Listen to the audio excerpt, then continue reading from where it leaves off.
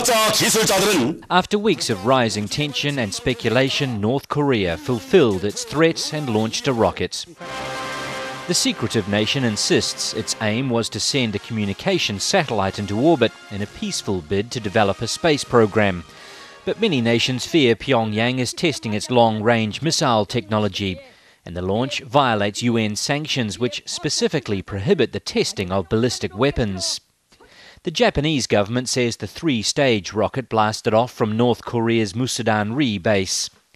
And some 7 minutes later, a separated section fell into the Sea of Japan, about 280 kilometres off Japan's northeast coast.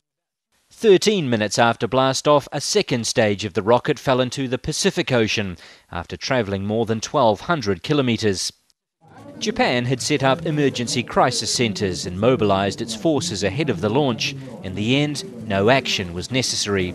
We feel that it's very unfortunate that North Korea has gone ahead with the launch, and we formally denounce it. We have no reports of any damage done.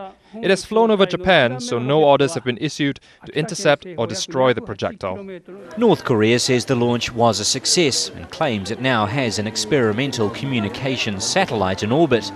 However, the US military backed up claims by South Korea's presidential Blue House that the satellite had failed to make it to space.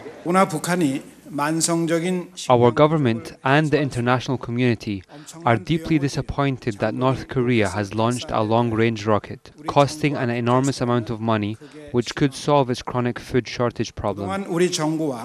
South Koreans have long lived with their antagonistic northern neighbour, and aside from a small street protest, they seem to take news of the launch in their stride. I think it's just satellite, so I don't believe this is a missile.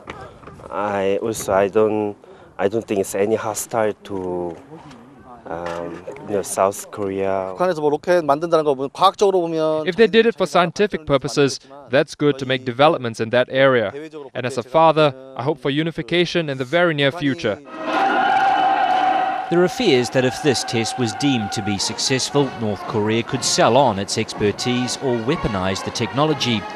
Its latest move undermines the progress made during the ongoing six-party talks. More sanctions are a possibility, but to date those seem to have had little effect and could face veto from North Korea's closest supporter, China. US President Barack Obama has called the launch a provocative act and warned it will lead to further isolation for Pyongyang. Whatever the outcome, North Korea's launch has grabbed the world's attention, satellite or no satellite. Wayne Hay, Al Jazeera, Seoul.